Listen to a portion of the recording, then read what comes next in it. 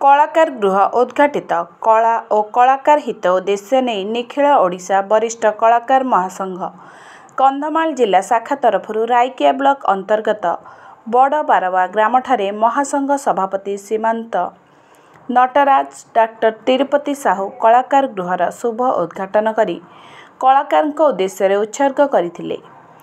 महासंघ महासचिव सुभाष चंद्र साहू रोशन, नाट्यकार युधिष्ठिर भंज सामंत, नाट्यगुरु रमेश चंद्र स्वाई, नाट्यगुरु सीमांचल साहू, वरिष्ठ नाट्य संगठक तथा अभिनेता सुरेश चंद्र पाणिग्राही, बारवा सरपंच रविचंद्र नायक प्रमुख अतिथि भाव में जोगदे उद्घाटित कलाकार गृह राज्य स्तर में प्रथम एवं यह निर्माण सहायतार हाथ बढ़ाई नाट्य मनस्क ग्रामवासी माने साधुबादाह्य बोली निज निज वक्तव्य उपस्थापन करथिले।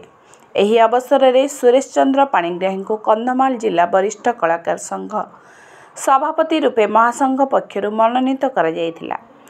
परे मां कंधणी देवी त्रयवार्षिक पूजार्चना आदि आध्यात्मिक कार्यक्रम परिप्रेक्षी में ग्रामस्थ श्री श्री मां कंधणी देवी नाट्य संघ प्रयोजित पौराणिक नाटक श्रीराम भक्त मारुति को अतिथि माने उद्घाटन करथिले। पूर्वतन ग्राम्य सभापति रघुनाथ सेठी अध्यक्षतार अनुष्ठित एही सांस्कृतिक कार्यक्रम में नाट्यगुरु दयानिधि पात्र, उपमहासचिव प्रदीप कुमार साहू, युव अभिनेता दीपक कुमार प्रधान, ग्राम्य सभापति पंचु महाकोट, विप्र पात्र, सुरेश पात्र, नाट्य संघ कोषाध्यक्ष कंधचरण साहू प्रमुख मंचासीन थिले।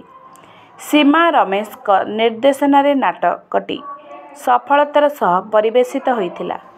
कार्यक्रम परिचालना रे ग्राम्य कमिटी, स्वेच्छासेवी वर्ग एवं नाट्य संघ कर्मकर्ता माने सहयोग करथिले। ब्यूरो रिपोर्ट स्वतंत्र टीवी।